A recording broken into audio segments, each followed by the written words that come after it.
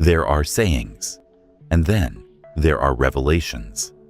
Words so potent, so strange, so piercing in their meaning that they feel less like teachings and more like coded messages from another dimension of consciousness. Today, we open one of those doors. Hidden in the desert sands for nearly 2 millennia lies a statement attributed to Jesus, one preserved not in the familiar Gospels, but in the cryptic, long-lost Gospel of Thomas. A saying that for centuries was whispered about in esoteric circles but rarely spoken aloud. A saying so bold, so cosmically expansive, that it challenges everything we think we know about spirituality, identity, and the nature of the divine. This is Saying 77. The moment Jesus declares, "I am the all." Split a piece of wood, and I am there. Lift the stone, and you will find me. What does that mean? Is it merely poetic? Or is it pointing to a truth that transforms the entire way we see existence itself? Most have never heard this saying, fewer have understood it, and even fewer realize the implications it carries, not for religion, but for consciousness, for our purpose, for the hidden architecture of reality. This video is not just an explanation, it's an unveiling. We're going to step into the shadows of early Christian mysticism, where Jesus was not only a teacher, but a revealer of cosmic identity. We'll explore why this saying was ignored, concealed, or dismissed, and why it matters now more than ever. We will decode the symbolism behind the all, unravel the metaphysics behind the wood and the stone, and uncover a vision of unity that bridges ancient wisdom with modern spiritual awakening. If you've ever sensed that there is more to the teachings of Jesus than the versions filtered through institutions, if you've ever felt the universe whisper that you are connected to something vast, unseen, and profoundly intelligent, then Saying 77 is your doorway. Take a breath. Center yourself. Because once we step into this mystery, you may never see the world or yourself the same way again. To understand the magnitude of Saying 77, we must first journey back, far beyond the familiar pages of the New Testament, into a world where early spiritual seekers gathered in hidden circles, sharing truths too raw and too revolutionary for the public eye. It was the 1st and 2nd centuries CE, a time when the teachings of Jesus had not yet hardened into dogma. His words were carried like shimmering fragments of divine fire, passed from disciple to disciple, each holding a slightly different facet of the message. Communities flourished from Egypt to Syria, groups later labeled as Gnostics, meaning those who seek direct knowledge, not belief, not blind faith, but experience, inner revelation. These communities produced texts, poetic, symbolic, sometimes startlingly direct. Among them was a collection simply titled The Gospel According to Thomas, discovered in 1945 in the sands of Nag Hammadi. Unlike the narrative Gospels, Thomas contains no stories, no miracles, no crucifixion, only sayings, pure transmissions. As if someone had gathered the most intimate spiritual teachings and preserved them like jewels. And within that treasure lies Saying 77. But here's the mystery. This saying does not present Jesus as merely a prophet, moral guide, or messianic figure. Instead, he speaks as the unity behind everything, the very fabric of existence. This portrayal aligns not with the later theological interpretations, but with a far older and broader thread woven through mystical traditions worldwide. The notion that the divine is not separate from the world, but expressed through it, immanent, immediate, alive in every particle of being. This idea wasn't new. Long before the rise of Christianity, Egyptian spirituality spoke of the hidden oneness behind creation. Greek philosophers like Heraclitus hinted that the Logos, the cosmic ordering principle, was present in all things.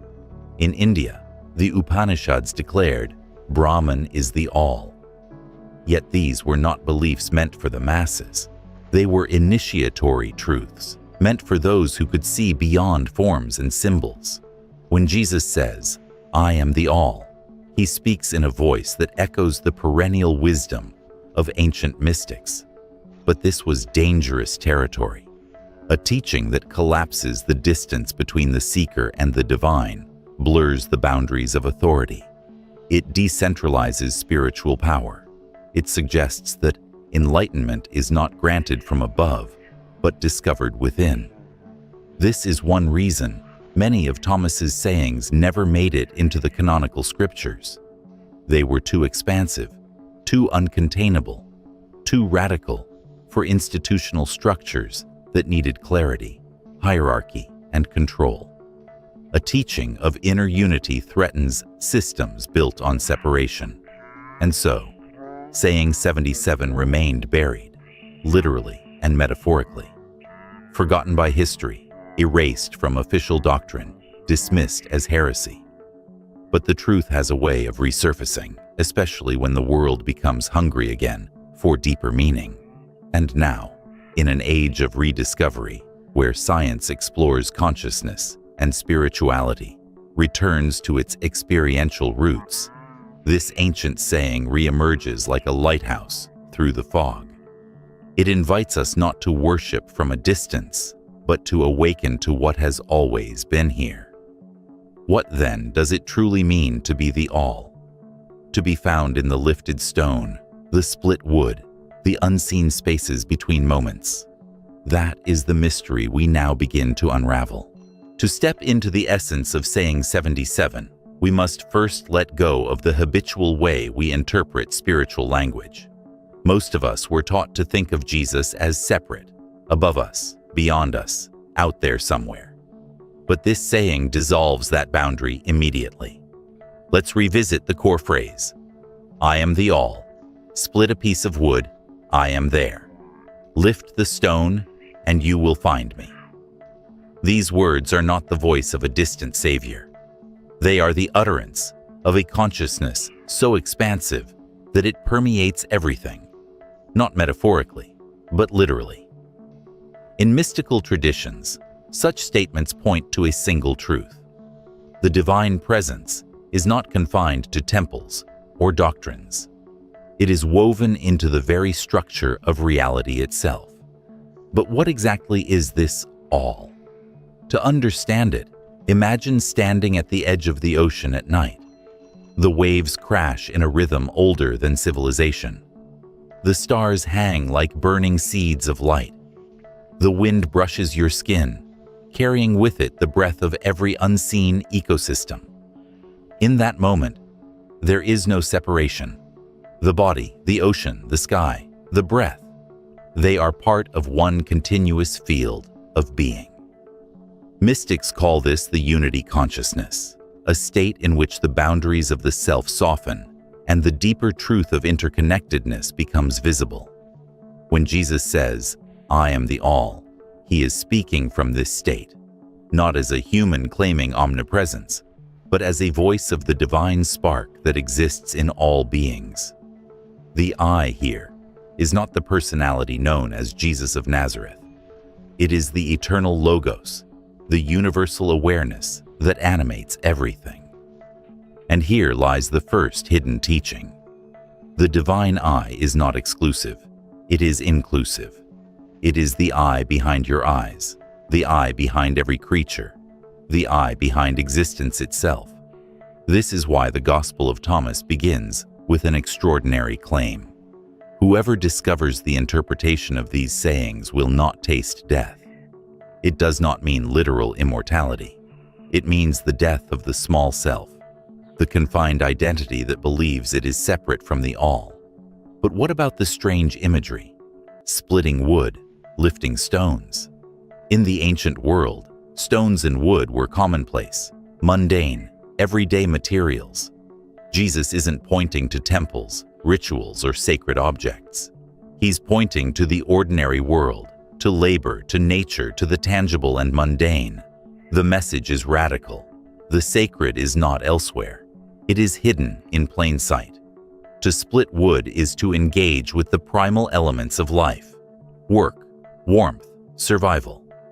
To lift a stone is to confront weight, gravity, the hidden underside of things. Jesus is telling us that divinity is not found in abstract ideas, but in direct experience. The divine resides not above the world, but within it, embedded in matter, energy, and consciousness. But there's another layer. In esoteric traditions, wood symbolizes the living, growing world: trees, breath, life force. Stone symbolizes the enduring, foundational world, the skeletal structure of the earth, the bones of reality. When Jesus says he is in both, he is pointing to his presence in every layer of existence, from the organic to the elemental. And here we encounter one of the most profound implications of saying 77. If the divine is in everything, then nothing is truly separate, random, or meaningless. Every moment becomes a potential doorway. Every task becomes a sacred act. Every interaction becomes a reflection of the same underlying being. This teaching doesn't ask you to believe something. It asks you to notice, to awaken to a truth already unfolding in every breath, every sound, every sensation. And yet, saying 77 does not end with unity. There are paradoxes hidden within it, mysteries that take the teaching even deeper. We'll unravel those next. If part 1 of saying 77 reveals the unity behind all things, part 2 takes us into the paradox, the secret tension that makes this saying so powerful, so challenging, and so transformative. For while Jesus claims identity with the all, he also speaks as a guide, a messenger, a revealer. How can he be both the infinite whole and a singular voice within it? This is where many readers stumble, imagining a contradiction. But in mystical teachings, paradox is not a flaw. It is the key. To understand this, imagine a wave rising on the surface of the ocean. The wave is unique, its shape, its movement, its moment in time. And yet, it is never separate from the ocean itself. It is the ocean, expressing itself in a temporary form. In saying 77, Jesus speaks as the wave that has become aware of the ocean.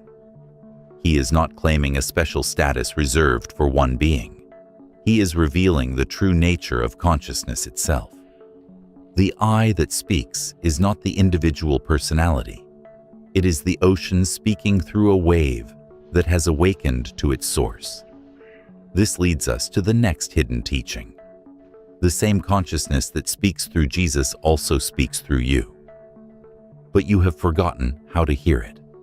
This is why the Gospel of Thomas often emphasizes recognition, not worship, not obedience. Recognition, a return to what has always been true. But there is another layer, one that many modern readers overlook.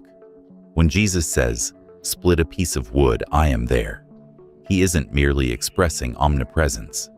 He is pointing to a practice, an initiatory way of seeing, a shift in perception. Because when you split wood, something happens. The surface gives way. What was hidden becomes visible. A barrier breaks.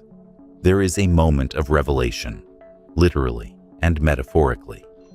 And when you lift a stone, you expose the underside, the unseen world beneath it, the damp soil, the roots, the insects, the hidden systems that sustain life. This is the posture of the mystic, one who looks beneath appearances, one who sees into the structure of reality. Saying 77 is a call to look deeper, to see the divine not as something above, but something within, waiting beneath the surfaces of things. But here's where the paradox sharpens. If Jesus is the all, why does he speak as if revealing something to us? If he is everywhere, why does he use the language of instruction? Because the all is not something you can simply be told about.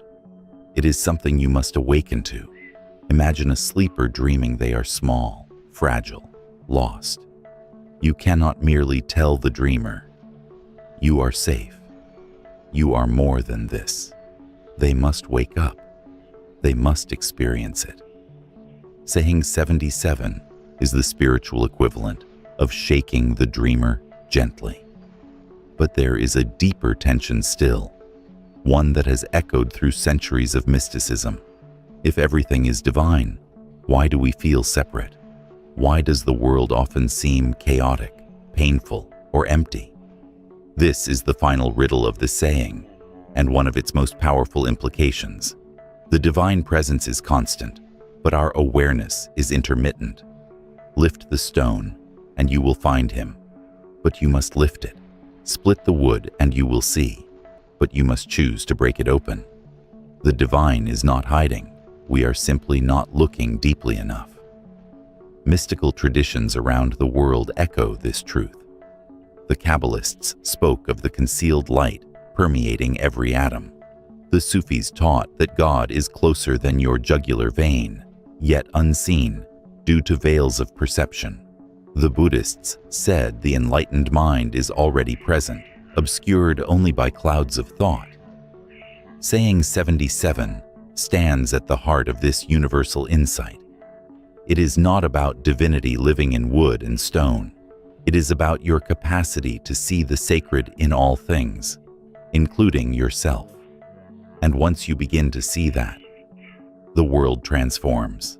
Great spiritual teachings are not meant to remain on parchment or buried in ancient sands. They are meant to be lived. Saying 77 doesn't ask you to merely admire its poetry. It asks you to shift the way you move through the world, to train your perception so you begin to experience the unity Jesus points to. Here are practices, simple, grounded, yet powerful, that bring this saying from the realm of concept into the pulse of your daily reality. 1. The practice of deep seeing. At least once a day, take a mundane object, a wooden table, a stone in your garden, a cup, a leaf, and look at it with new eyes. Not for what it does, but for what it is. Ask yourself, what force shaped this? What invisible systems support it? What patterns or textures reveal its life, history, or essence? This exercise trains the mind to break through the surface, a direct echo of split the wood, lift the stone. You begin to perceive the hidden unity behind things, the intelligence woven into the most ordinary corners of existence. 2. The awareness breath. Unity is not found in thinking about unity. It is found in presence. Try this. Sit comfortably. Breathe in slowly through your nose. As you inhale, feel the air entering your body and imagine it connecting you to everything around you. As you exhale, feel the boundary between yourself and the world soften, even if only slightly. Do this for 2 minutes, just 2. The breath is your bridge. Every inhale is the world entering you. Every exhale is you entering the world. The separation begins to fade. 3. The hidden presence exercise. This is a powerful technique inspired directly by saying 77. Whenever you encounter a challenging moment, stress, conflict, uncertainty, pause and silently ask, where is the hidden presence in this? Not why is this happening to me, but what layer am I not seeing? This shifts your attention from the surface drama to the deeper reality beneath it. Often, clarity emerges, sometimes peace, sometimes a surprising insight, but always, something begins to open. 4. Practice of sacred action. Pick one everyday activity, washing dishes, sweeping the floor, folding clothes, and turn it into a meditation. As you perform the action, imagine that the same consciousness expressing itself through Jesus is expressing itself through your hands, your breath, your movement. Feel the divine, not as something you reach for, but as something moving through you. This is how ordinary actions become gateways to the all. This is how the mundane becomes sacred. 5. Noticing the two selves.